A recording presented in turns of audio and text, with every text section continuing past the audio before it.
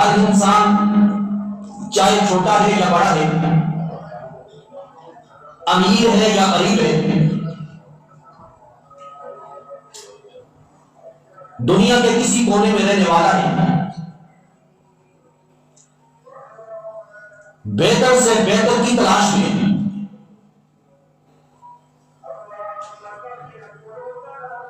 اگر مال ہے تو مال بہتر ہو جائے، زیادہ ہو جائے، مکان ہے تو مکان کی فکر ہے، کوشش ہے وہ بہتر ہو جائے،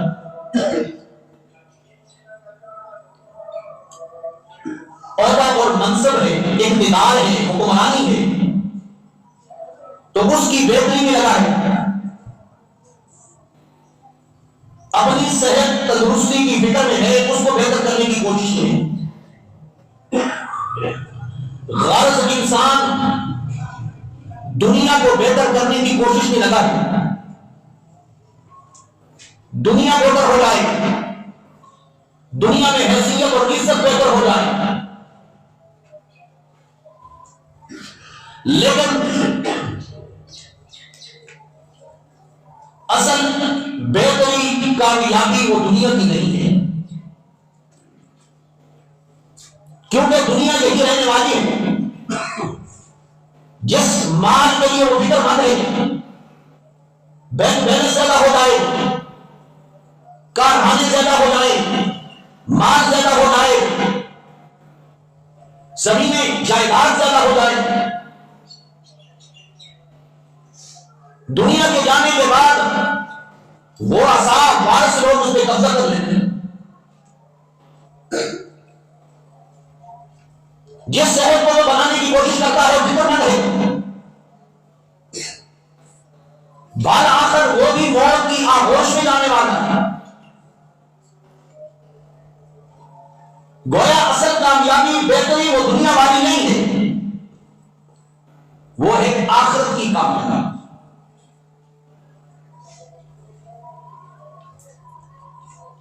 اور اصل کامیابی وہ ہوگی جسے اللہ اور اس کے رسول نے بہتر کہا، اور عزت اور عظمت اسی میں ہے، اصل مقام اسی میں ہے جسے اللہ اور اس کے رسول نے بہتر کہا ہوا،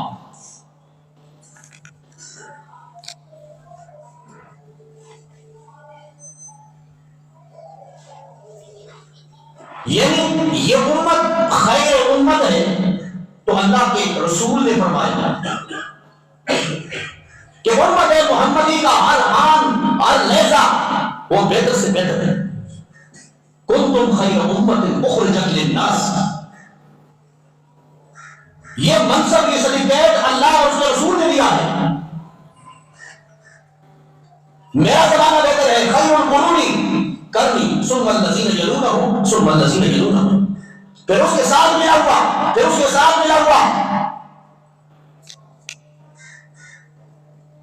جمعے کا دن بہتر ہے تمام ایام اور تمام دنوں میں، لیلۃ القدر کی رات بہتر ہے 1000 مہینوں سے،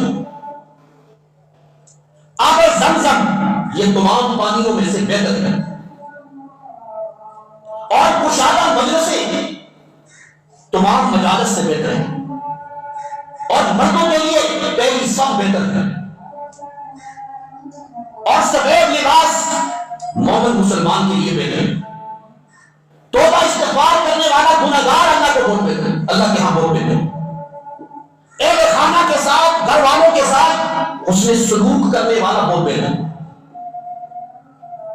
اور پھر فرمایا خیرکم من تعلم القرآن وعلمہ، تم میں بہترین وہ لوگ ہیں جو قرآن پڑھتے بھی ہیں، قرآن پڑھاتے بھی ہیں، پھر فرمایا زبان سے ہاتھ سے کسی کو تکلیف نہ دینے والا بہتر ہے، گویا یہ بہتری دین کے اعتبار سے ہے، دنیا کے اعتبار سے نہیں،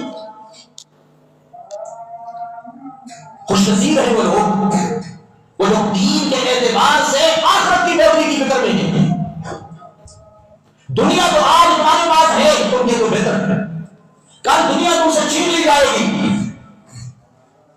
آج مال تمہارے پاس ہے کل کسی اور کے پاس ہے، آج عہدہ اور منصب پہ تم بیٹھے ہو کل اسی کرسی اور منصب اور حکمرانی پر کسی اور کو ہٹا دیا جائے گا، آج کل یہ رہنے والی ہے. اس لیے دنیا کی زندگی بھی عارضی ہے، یہاں کی خیر بھی عارضی ہے، یہاں کی کامیابی بھی عارضی ہے. اور آخرت کی زندگی چونکہ ہمیشہ ہمیشہ والی ہے، وہاں کی کامیابی بھی اور خیر بھی ہمیشہ ہمیشہ ہے. اس لیے اللہ ہمیں آخرت کی فکر نصیب فرمائے اور آخرت کو بہتر کرنے کی فکر عطا فرمائے. جس طرح اللہ کے قرآن نے فرمایا ان الذین آمنوا وعملوا الصالحات ان الذین آمنوا وعملوا الصالحات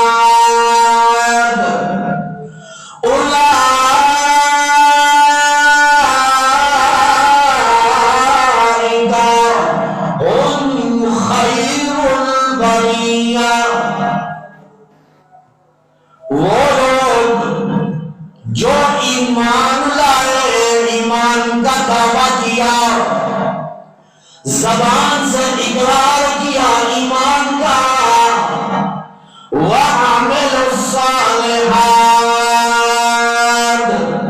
اور اس ایمان کا اظہار کیا. ایمان اقرار ہے اور عمل صالح اس کا اظہار ہے. کیسے ایمان لائے ہو؟ نماز، روزہ، حج، زکات کے ذریعے، اطاعت اور فرما برداری کے ذریعے اس ایمان کا اظہار کرنا ہے، تب یہ مکمل ہونا ہے. فرمایا اولئک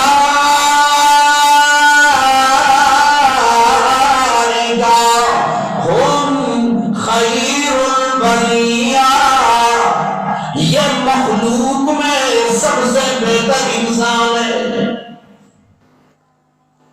سب سے بہتر.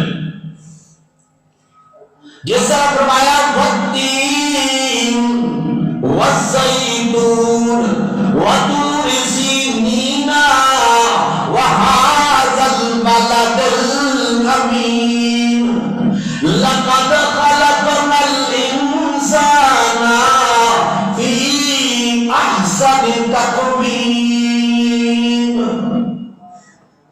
اللہ نے قسمیں اٹھائی، مجھے تین کی قسم ہے، زیتون کی قسم ہے، طور سینہ کی قسم ہے، اور ھذا البلد الامین امن والے شہر مکہ کی قسم ہے. لقد خلقنا الانسان،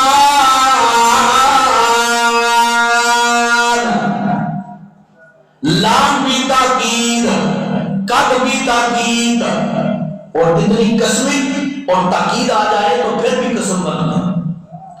اللہ فرماتے ہیں مجھے اپنی ربوبیت کی قسم ہے، مجھے اپنی خالقیت کی قسم ہے، غفار و قہار ہونے کی قسم ہے. لقد خلقنا الانسان فی احسن تقویم، انسان کو سب سے مخلوق سے ارفع و اعلیٰ احسن پیدا کیا گیا. ساری مخلوق لیکن ثم رددناہ اسفل سافلین، پھر انسان اپنی بدعملیوں کی وجہ سے، نافرمانیوں کی وجہ سے، دین سے منہ موڑنے کی وجہ سے، ساری مخلوق میں سے سب سے نچلے درجے میں چلا گیا. ساری مخلوق سے نچلے درجے، کم تر بن گیا. دوسرے مقام پہ فرمایا نا اولئک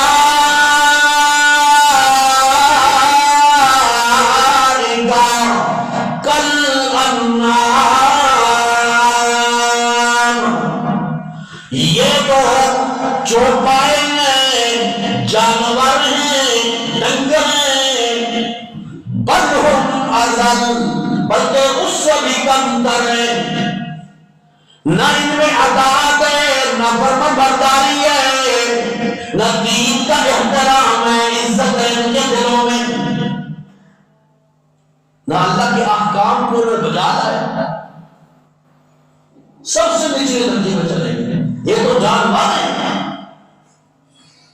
جس طرح جانوروں کو پتہ نہیں چلتا، اور اس لیے کہ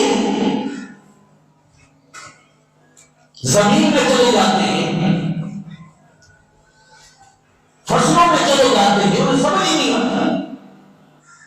تو انسان اگر اطاعت سے منہ موڑتا ہے، فرمایا یہ چوپائے ہیں، یہ تو ڈنگر ہے کہ نہ انہیں حلال کا پتا نہ حرام کا پتا، نہ ان کو سنتوں کا پتا، نہ فرمانبرداری کا پتا، نہ اللہ کے احکام کا انہوں نے کام کرے۔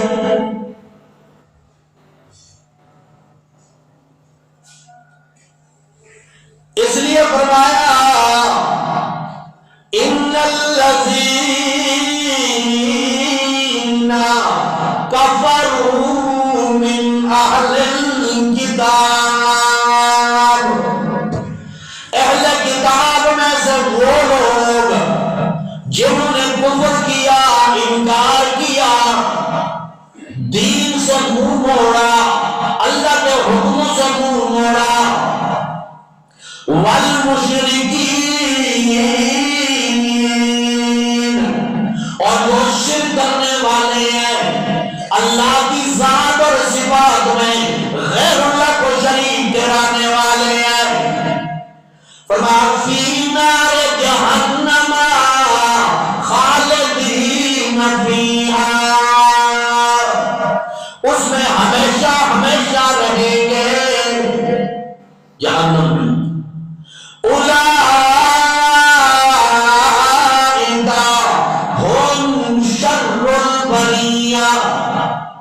یہ مخلوق میں سب سے بدترین لوگ ہیں، بدترین لوگ ہیں۔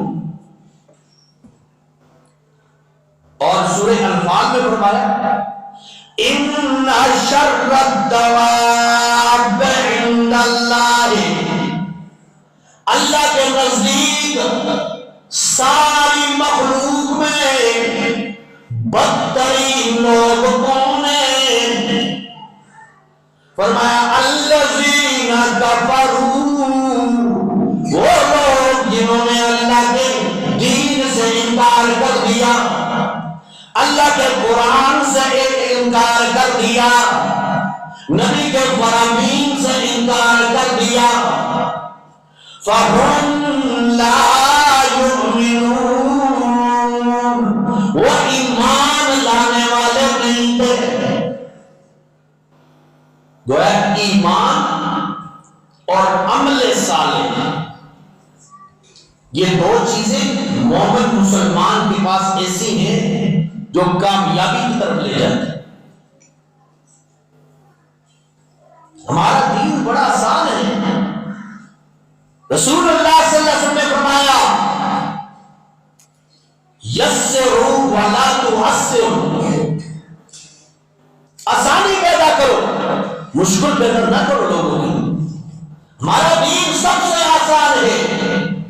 ایک صحابی آیا، فرمایا اے اللہ کے نبی صلی اللہ علیہ وسلم، لا اصوم الا الشہر، میں اور کوئی نماز روزہ بھی نہیں رکھتا ہوں، صرف فرضی روزے، رمضان کا روزہ بس۔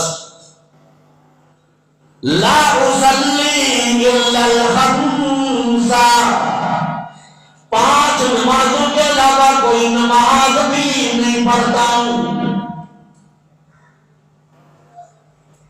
نہ نفلی روزے رکھتا ہوں، نہ نفلی نمازیں ہیں، اشراق ہے، چاش ہے، تہجد ہے، اوابین ہے۔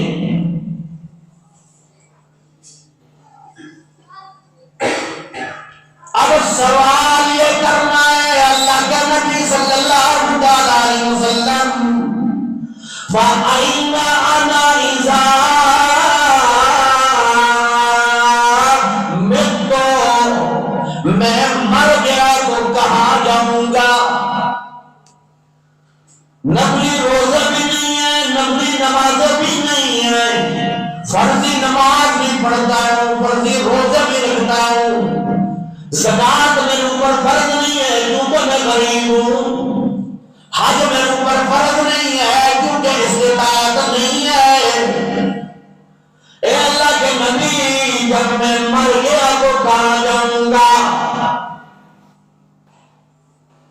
محبوب کبریا احمد مصطفیٰ ساقی کوثر محمد مصطفیٰ صلی اللہ علیہ وسلم نے کیا جملہ ارشاد فرمایا؟ اللہ کے نبی کہاں جاؤں گا؟ فرمایا فی الجنہ، جنت میں جائے گا۔ نرس کیا آسان ہے دین،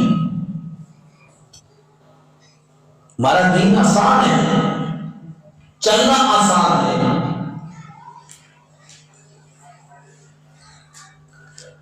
تو فرمایا کہ خیر کی بات ہو رہی تھی۔ خیر کیا ہے؟ وہ آخرت کی خیر ہے، بڑائی، ترقی، بہتر سے بہتر کی تلاش میں لگی ہے۔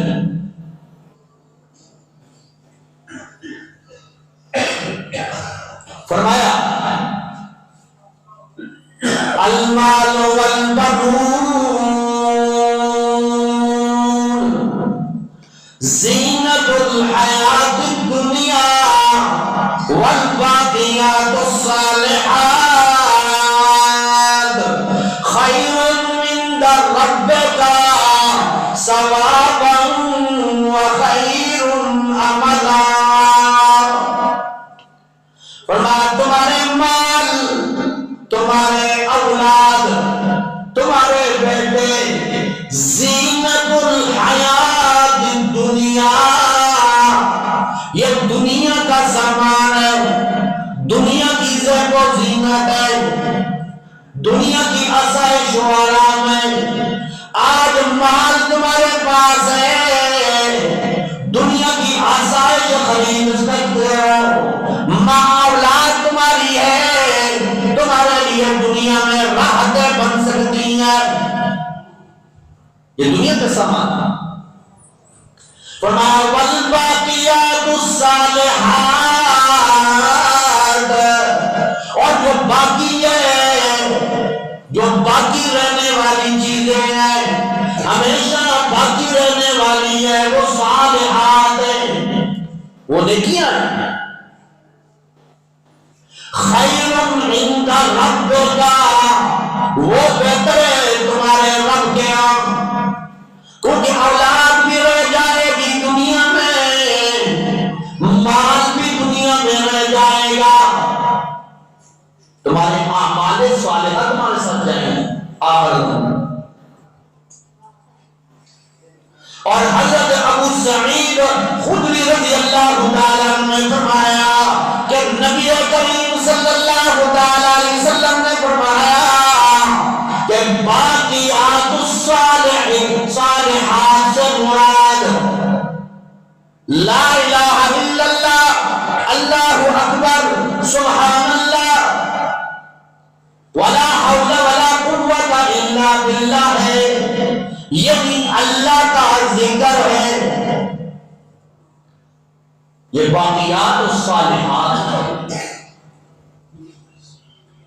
حدیث میں آتا ہے نبی کریم صلی اللہ علیہ وسلم نے فرمایا جب میں معراج کی رات عرشوں پہ گیا، انبیاء سے ملاقات ہوئی اور حضرت ابراہیم خلیل اللہ علیہ السلام سے ملاقات ہوئی۔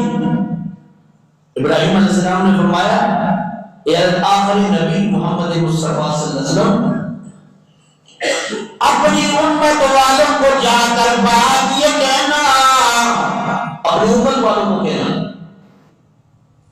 کہ جنت کی زمین بڑی ہموار ہے، بڑی نرم زمین ہے، وہاں پہ کوئی چیز ہو فوراً اگ آتی ہے، اس لیے دنیا میں جو اعمال تو کرے گا، کوئی ذکر کرے گا اللہ کی یاد میں، سبحان اللہ، الحمدللہ، لا الہ الا اللہ، ولا حول ولا قوت الا باللہ، کوئی بھی فرمایا وہاں پہ جنت میں تمہارے لیے اللہ کریم درخت لگا دے گا. یہ ذکر رائحان نہیں ہے، یہ جنت میں جو تمہارا گھر ہے، تمہاری زمین جو تمہارے نام پہ لاٹ ہے، وہاں پہ پھل بوٹے لگ رہے ہیں. ایک دفعہ کہتے ہیں سبحان اللہ کہنے سے جنت میں اتنا عالی شان درخت اللہ لگا دیتا ہے کہ جس کے سائے میں عربی گھوڑا 500 سال تک دوڑے اس کا سایہ کبھی ختم نہیں. اس لیے اپنی زبانوں کو اللہ کے ذکر سے تر رکھا کریں.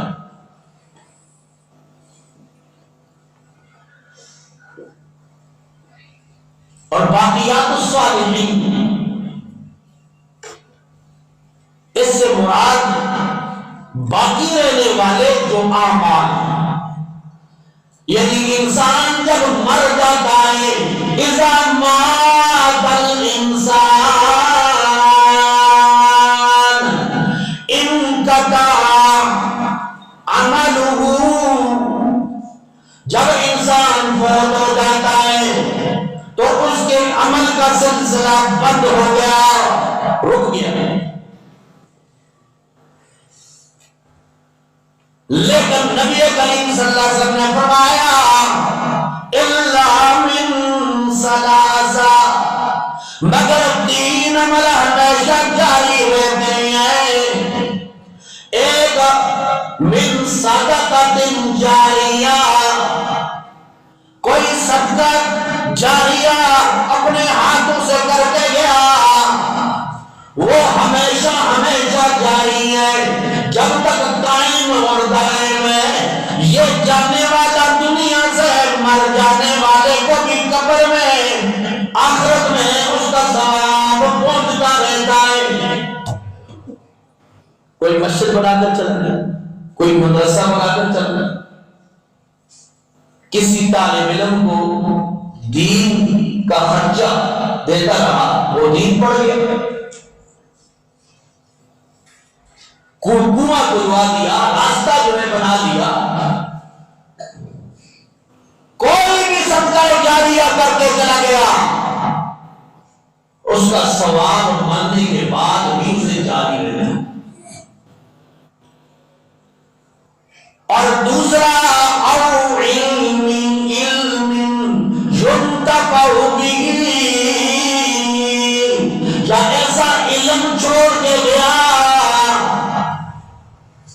ایسا علم چھوڑ کے گیا جس سے لوگ فائدہ کو پہنچتے ہیں، لوگوں کو فائدہ ہوتا ہے. جب تک وہ قائم ہے اس کا ثواب ماننے والے کو پہنچتا رہتا ہے. ایسا استاد وہ تو گیا، اس کی شاگرد آگے پڑھا رہی، اس استاد کو اس کا ثواب پہنچتا رہے گا. یا تیسرا او ولد صالح یدعو لہ، ایسی اولاد چھوڑ کے گیا، ایسی اولاد کہ جو مرنے کے بعد اسے یاد کرنے والی ہے. ایسی اولاد بھی اس جو یاد کرتی ہے دعاؤں میں، عبادات میں، اس کے لیے دعا کرنے والی ہوتی ہے، اس کا ثواب بھی اس آدمی کو پہنچتا رہتا ہے. کتنی آج بدبختی ہے، فلاں زمین میرے نام کو ہو جائے، والد فوت ہو گئے،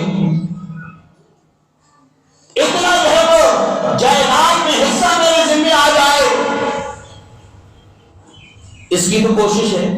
کبھی یہ نہیں کہا والد صاحب اس قرآن میں قرآن پڑھتے تھے، یہ قرآن میرے حصے میں آ جائے.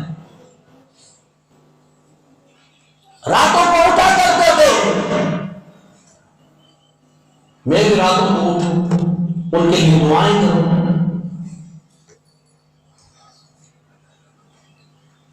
آج اس کی فکر مال کی فکر ہے. اس لیے بہتر یہ ہے کہ اپنے ہاتھوں سے صدقہ جاریہ کر کے جاؤ. عبداللہ ابن مکتوم رضی اللہ تعالیٰ عنہ اندر صحابی ہیں، اپنے اندر کے کمرے سے لے کر آگے کر کے جو مین دروازہ ہے اس تک ایک رسی بندھی ہوئی ہے۔ کسی نے کہا حضرت کیا یہ رسی کیوں باندھی ہوئی ہے؟ فرمایا کوئی سوالی سوال کرنے والا آتا ہے اور میں دوڑ کر جاتا ہوں، اور رسی اس لیے بندھی ہوئی ہے کہ آسانی سے میں دروازے تک پہنچ جاؤں۔ کہا حضرت کسی کے حوالے بھی تو کر سکتے ہیں؟ فرمایا نہیں، نبی کریم صلی اللہ علیہ وسلم سے میں نے سنا تھا کہ اللہ کے نبی صلی اللہ علیہ وسلم نے فرمایا کہ جو اپنے ہاتھوں سے صدقہ کرتا ہے اللہ اسے موت کی سختی سے محفوظ کر دیتے ہیں۔ موت کی وقت جو سختی ہے اپنے ہاتھوں سے صدقہ کرنے والے کی موت کی سختی اللہ آسان کر دیتا۔ تو صدقہ جاریہ اپنے ہاتھوں سے کر لیجیے۔ اور یہ بھی فرمایا وَمَا أَمْوَالُكُمْ وَلَا أَوْلَادُكُمْ بِالَّتِي تُقَرِّبُكُمْ عِندَنَا زُلْفَىٰ إِلَّا مَنْ آمَنَ وَعَمِلَ صَالِحًا۔ فرمایا تمہارا مال اور نہ تمہاری اولاد ایسی چیز ہے کہ اللہ کا تقرب اس سے حاصل ہو سکتا ہے، مال سے بھی نہیں، اولاد سے بھی نہیں۔ لوگ اس پہ فخر کرتے ہیں اللہ کا تقرب ان چیزوں سے نہیں۔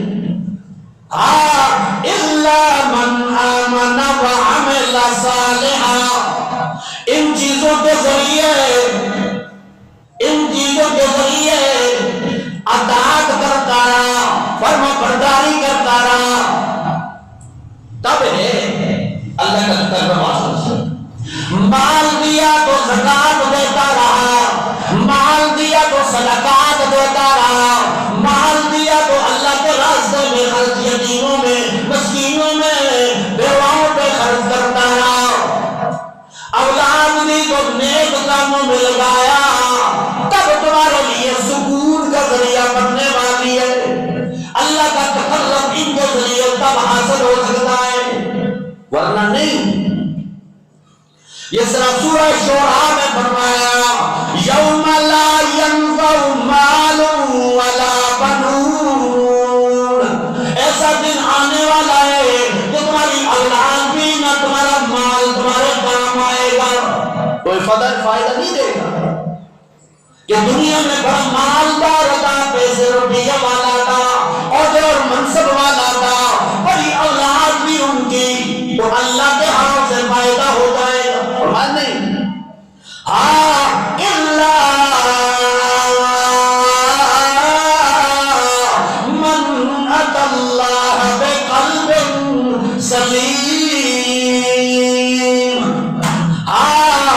اللہ کے یہاں جب آیا تو قلب سلیم لے کر آیا، اطاعت کا دل لے کر آیا، اچھی نیت لے کر آیا، فرما برداری اطاعت والے عمل لے کر آیا، تب کامیابی ہے۔ اس لیے فرمایا یا ایھا الذین آمنوا لا تلہکم اموالکم ولا اولادکم عن ذکر اللہ، اے ایمان والو تمہاری اولاد اور نہ تمہارا مال اللہ کے ذکر سے تمہیں کہیں غافل نہ کر دے، اللہ کے ذکر سے غافل نہ کر دے، چونکہ یہ سارا یہی رہنے والا ہے، اور اللہ کے یہاں باقیات الصالحات ہمیشہ رہنے والے اعمال نیک عمل، جس طرح فرمایا بل تؤثرون الحیات الدنیا، بلکہ تم نے دنیا کی زندگی کو اختیار کیا، دنیا کے فائدے کو اختیار کیا،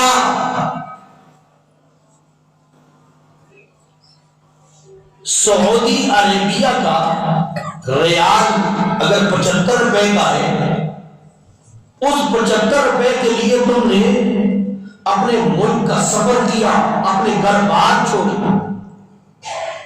لیکن ایک نیکی کے بدلے 700 اللہ کریم عطا کرتا ہے، اس کی فکر کوئی نہیں۔